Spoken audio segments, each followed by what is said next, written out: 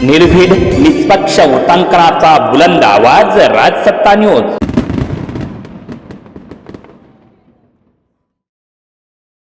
आणि ती फेटाळण्यात आली। एक खरं म्हणजे लोकशाहीवर होणारा जो आघात होता त्या विरुद्ध विरोधी पक्षातले सगळे एकत्र येऊन त्यांनी खरं लोकशाहीचं रक्षण त्यामध्ये केलेलं आहे। अशा प्रकारचा एक घटना, ऐतिहासिक घटना त्यामध्ये घडलेली आहे।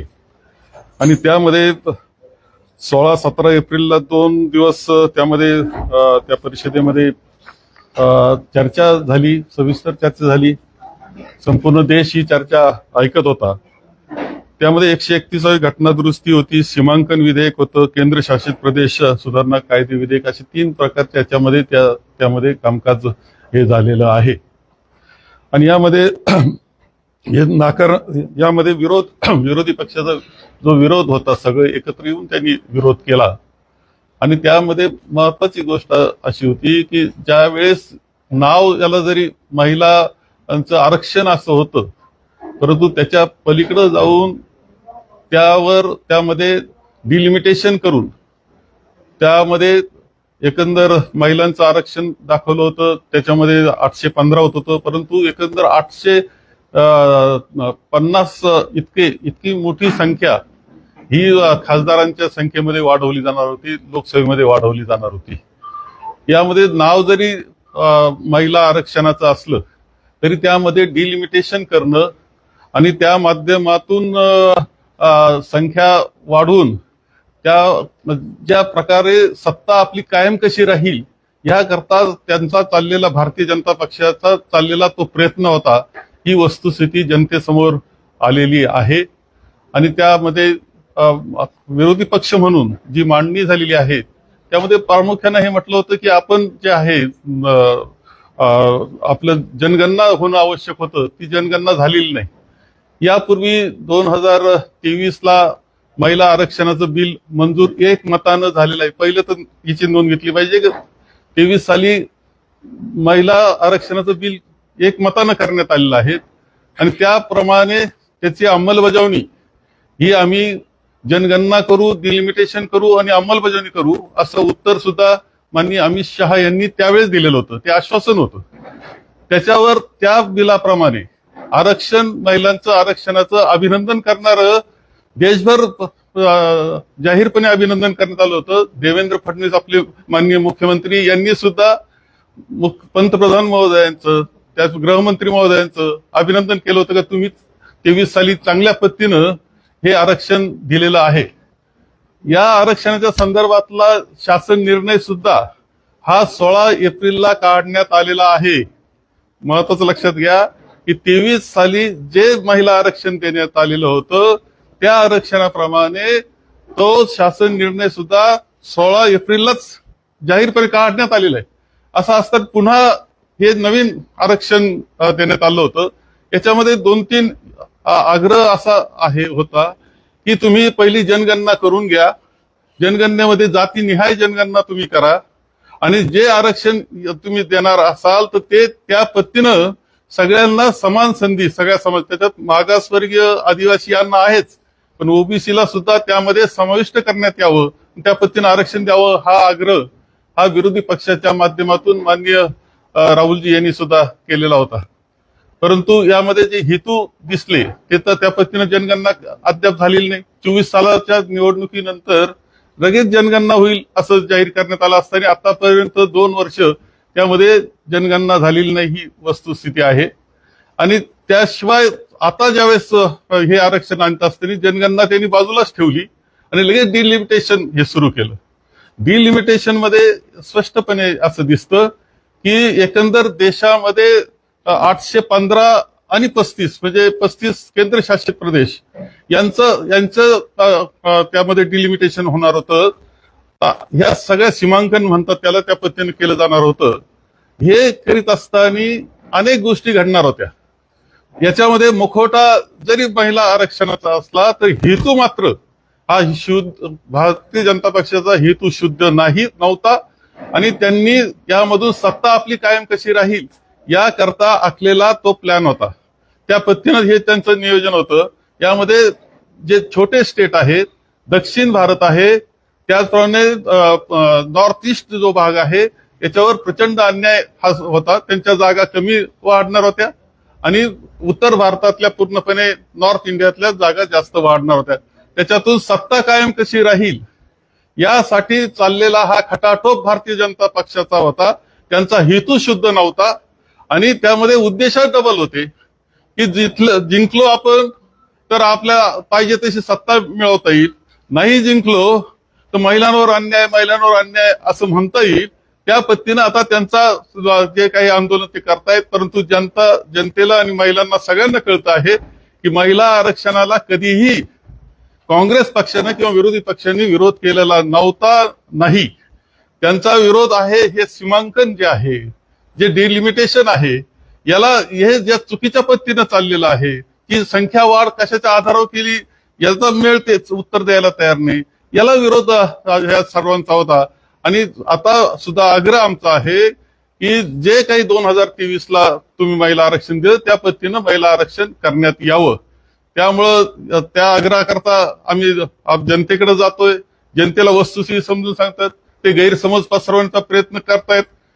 परंतु महिलांच्या बाबतीत पहिलं तर महिलांचं आरक्षण त्यावेळेस राजीव गांधी यांनी पंतप्रधान असताना ती मांडणी केली होती. त्यावेळेस नरसिंहरावांच्या काळात आपण 33% दिलं स्थानिक स्वराज्य संस्थांना. महाराष्ट्रामध्ये तर 50% आपण काँग्रेसनं च्या कालखंडामध्येच दिलेलं आहे.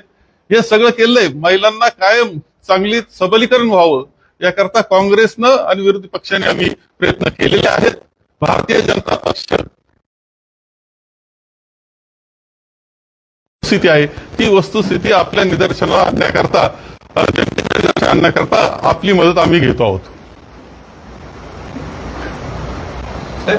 आपण जे म्हणताय वारंवार की भाजपला त्याची सत्ता कायम ठेवायची, त्यासाठी डिलिमिटेशन काय कुठल्या बेसवर आपण सांगते. आता दक्षिणेकडचे राज्य छोटे आहेत, तिथे आताही लोकसभेच्या जागा या छोट्या आहेत, तुलनेने उत्तर प्रदेश सारखे जे राज्य आहेत ते मोठे आहेत, तिथे जास्त जागा आहेत, तिथल्या जागा वाढणार इतक्या जास्त वाढणार आहेत की त्याच्यावरून दक्षिण भारतावर अन्याय होणार आहे. दक्षिण भारताचा वाटा 24% 21% खाली जाणार आहे. तर जागा सुद्धा कमी होत असताना दक्षिण भारतात एकत्रित विचार करता 44 जागांची वाढ दिसते. तर हिंदी पट्ट्यामध्ये ती 133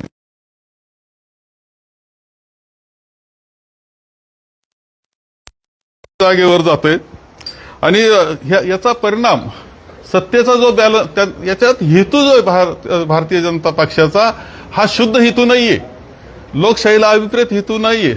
त्यांना फक्त सत्ता कशी आपल्या ताब्यात राहील हा जो प्रयत्न कायम त्यांचा चाललेला असतो.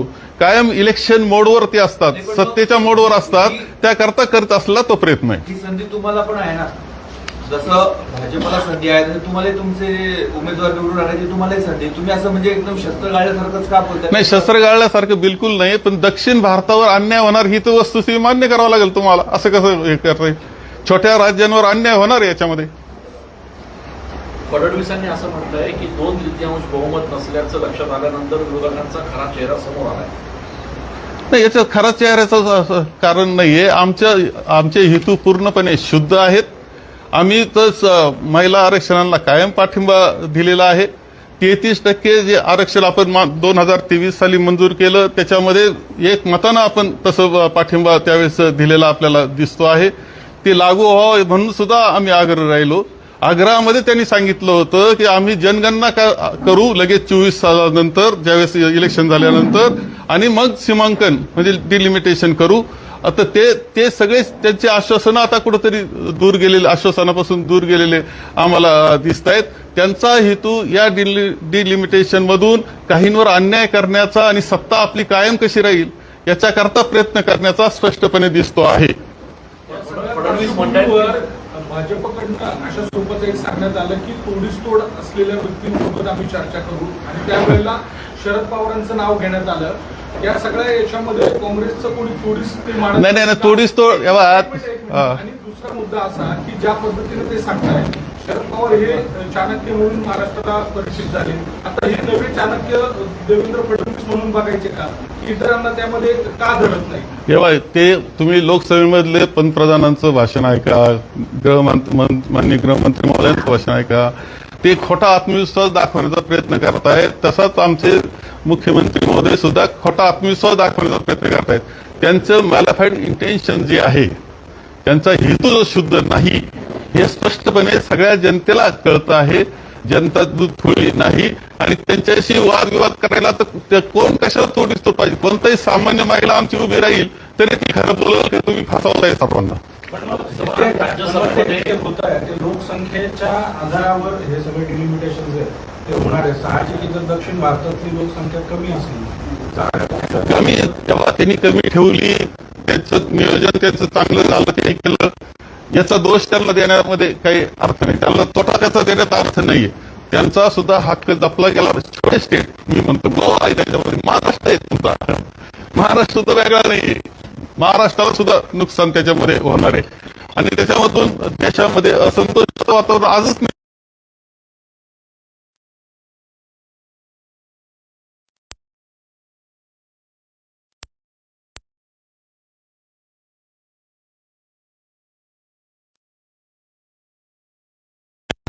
म्हणजे तुमच्या विचाराचे पण लोक आहेत, पण तुमच्यावरच अन्याय होतो. नाही नाही नाही, असं नाही. नाही नाही, त्यांचा हेतू जो आहे, मग दक्षिणवर अन्याय होणार ना, छोट्या स्टेटवर अन्याय होणार, दक्षिण भारतावर अन्याय होणार आहे. तो आमचं सोडून द्या, त्यांच्यावर तो अन्याय होणार आहे. तिथं फक्त तेच निवडण्यात असतात, हे येतात, पण त्या भागावर अन्याय होणार, विभागावर अन्याय होणार आहे. दक्षिणेकडे भाजपची तशी कर्नाटक नाही नाही, आता आपण पक्षाच्या पलीकडे गेलो ना तुमच्या बोलण्यानं. पक्षाच्या पलीकडे जेव्हा विचार करतो आपण, त्यावेळेस आपण असाच विचार केला पाहिजे, पक्षाच्या पलीकडे केला पाहिजे, राजकारणापलीकडे सगळ्यांना समान न्यायाचा विचार केला पाहिजे, समान संधीचा विचार केला पाहिजे. राज्यसभा आणि लोकसभेत जोपर्यंत महिलांना आरक्षण मिळत नाही तोपर्यंत आम्ही विरोधकांना झोपू देणार नाही असं फडणवीस म्हणाले. काय झोपू देणार नाही विरोधकांना जोपर्यंत हे आरक्षण मिळत नाही. हा, नाही नाही नाही, असं आहे की त्यांनी आता कालचं मुंबईचं त्यांचं मोर्चा, त्यांचा रस्ता रोको, सत्ताधारी रस्ता रोको करतात, जनतेचे हाल करतात, जनता चिडली.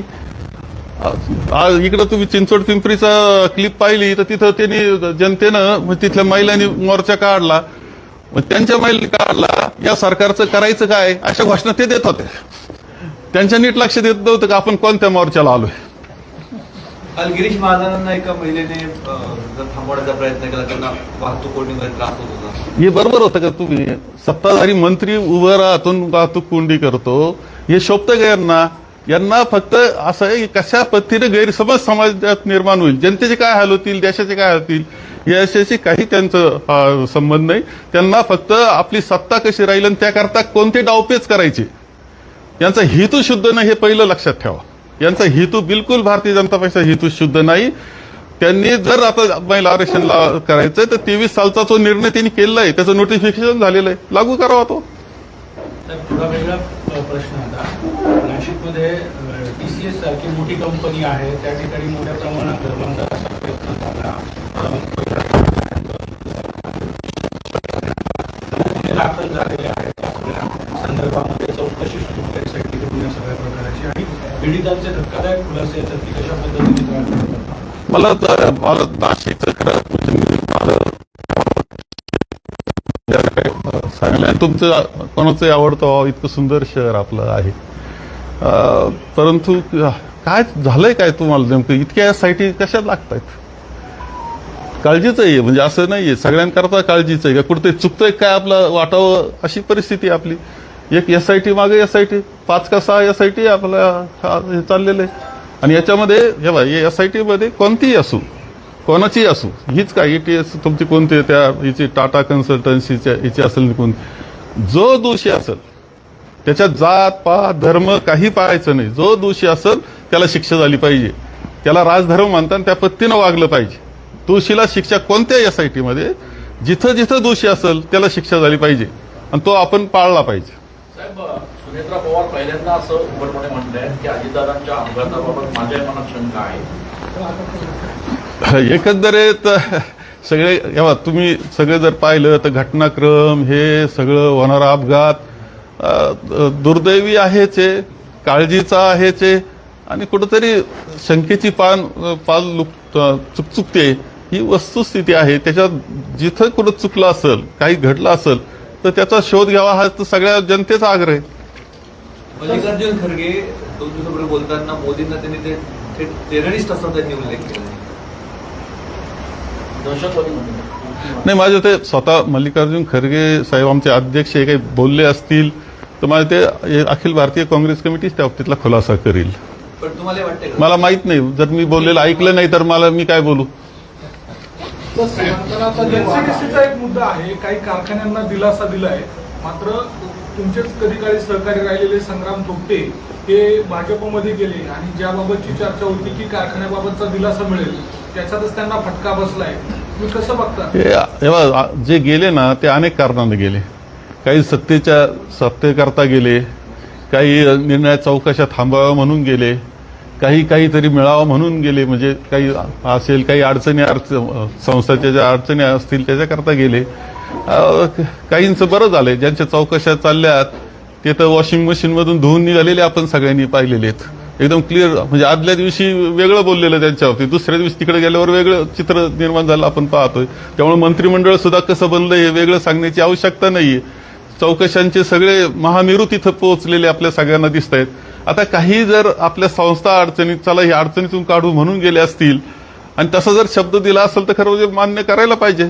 अजूनही त्यांचा छळ व्हायला नको. आता बाकी छळ तर विरोधी पक्षाचा करण्यामध्ये माहीर आहे भारतीय जनता, पण जे आता त्यांच्या बरोबर गेले त्याच्यातल्या संग्राम थोपटे सारखेच अन्याय होत असेल तर दुर्दैवी गोष्ट आहे. आपल्या अहिल्यानगर मधलं पण एक कारखाना, काय अहिल्यानगर जिल्ह्यातला पण एक कारखाना आहे त्याच्यामध्ये. कोणता कारखाना मला मी सकाळच्या याच्यात वाचलं नाही, पण कोणता कारखाना तेव्हा त्याच्यात असं आहे की त्या बरेचसे एनसीडीसीचं जे कर्ज असतं ना ते घेण्याकरता ते जातात.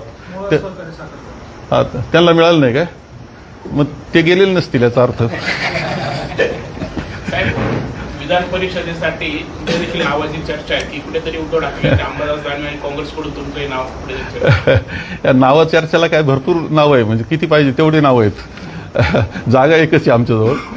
आणि असं आहे की आमच्या अध्यक्षांनी स्पष्टपणे सांगितलेलं आहे की जर स्वतः माननीय उद्धवजी तयार असतील तेव्हा आमचे मुख्यमंत्री राहिलेत, आजही ते आमच्या जे आम्ही आहोत विरोधी पक्षाचे त्यातले ते प्रमुख आहेत, तर त्यांची इच्छा असेल तर आमचं काहीच म्हणणं नाही हे आमच्या अध्यक्षांनी सांगितलेलं आहे. आणि त्यांची इच्छा नसेल तर मात्र चर्चा सुरू होऊ शकते, कारण पुढं पुन्हा एक राज्यसभेची जागा येणार आहे, तर ती चर्चा सुरू होऊ शकते. आता चर्चेतून नावाच्या बाबतीत अनेक आमच्याजवळ लोक आहेत चांगली. आमदारकीला नाही मग खासदारकीसाठी इच्छुक आहात? तेव्हा राजकारणी आहे मी, शेवटी राजकारणामध्ये महत्वाकांक्षा असावीच लागते, त्याबद्दल शंका नाहीये. परंतु मी तरी असं मानतो की आमच्याजवळ अनेक तरुण आहेत की जे विधान परिषदेसाठी याच्यासाठी चांगलं काम करू शकतील. जरूर संधी त्यांना द्यावी. पण कुठेतरी विधान परिषदेसाठी अंबादास दानवेंचं नाव पुढे केलं जातंय, त्यामुळे नाही, आम्ही असं अजून ती चर्चा एकत्र पद्धतीनं व्हायची आहे. पण माझं मत असं आहे की उद्धवजी स्वतः जर असतील तर काहीच म्हणणं नाही, पण ते नसतील तर मात्र आमच्याबरोबर चर्चा करावी लागेल. ममता बॅनर्जी वाघासारखे लढतात आणि त्याच्यामुळे त्या बंगालमध्ये निवडून आल्या पाहिजे असं उद्धव ठाकरे म्हणतात. तुम्ही त्यांच्या मताशी सहमत आहात? त्या लढतात हे तर मान्य करावे लागेल, प्रश्नच नाही. भारतीय जनता पक्षाचा पराभव झाला पाहिजे एवढंच मला माहिती आहे. पहलगामच्या दहशतवादी हल्ल्याला एक कारण होत आहे. पर्यटक तिथे जात जरी असले तरी भीतीचं वातावरण आहे. पर्यटक जात आहेत हे सगळे खरं म्हणजे त्यावेळेच्या एका प्रश्नाचं उत्तर अद्याप मिळालं नाही. आणि पर्यटक त्यामुळेच जाण्यात थोडीशी जी काळजी वाटते त्यांना, का आपल्याकडे असं आहे की एखादी जत्रा आहे छोटीशी तरी 4 पोलीस उभे राहतात तिथं जाऊन. इथं एवढ्या हजारांना जर त्या पहलगामला लोक जात असताना एकच सिक्युरिटी का नव्हती या प्रश्नाचं उत्तर अद्याप मिळत नाही. आणि म्हणून थोडी काळजी वाटते का तिथं जाऊ आपण, संरक्षण आहे का नाही, नेमकं केंद्र सरकारचा काय हेतू आहे तिथं माहित नाही ना बाबा, संरक्षण ठेवत नाही ते काय कारण आहे त्याचं.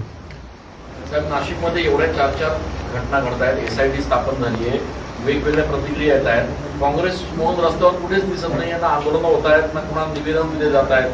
काँग्रेस पक्षाचं अस्तित्व का दिसत नाही? नाही, एक तर लक्षात घेतलं पाहिजे की काँग्रेसच्या पक्षाच्या काळामध्ये ताई स्वतः मंत्री राहिल्या, ताई महापौर राहिलेल्या आहेत, आमदार राहिले. काँग्रेस पक्षाच्या काळात असे SIT असा गोंधळ कधीच नव्हता. शेवटी काँग्रेस असं म्हणतंय की आता आम्ही आमचा कालखंड कसा चांगला होता ते दाखवलंय, आता यांचा पाहून घ्या. नाही, पण काय एसआयटी तुमच्या एसआयटीवर संशय आहे तपासावरती? हा? एसआयटीच्या तपासावर तुमचा संशय आहे का? नाही, बिलकुल संशय असायचं कारण नाही. तिने निपक्षपातीपणे करावं एवढंच माझं म्हणणं आहे. निपक्षपाती आणि जो गुन्हेगार असेल, जो चुकला असेल त्याला शिक्षा झाली पाहिजे हे स्पष्टपणे बोललो मी. माझे काय कारण नाही संशय. एका मोठ्या नेत्याची काल चौकशी झाली आहे एसआयटी कडून. याच्यामध्ये काँग्रेसच्या पण लोकांची नावं समोर येत आहेत काही ठिकाणी. या कोण काय मी कुठं बोललो, मी काय म्हटलंय, मी कोणता पक्ष काही नाही. मी तर म्हणलं त्याच्यामध्ये कोण चुकला असेल त्याला शिक्षा व्हावी, याच्यापेक्षा काय पाहिजे. याच्या सगळं दूर ठेवलं मी, कोणताच फरक ठेवला नाही.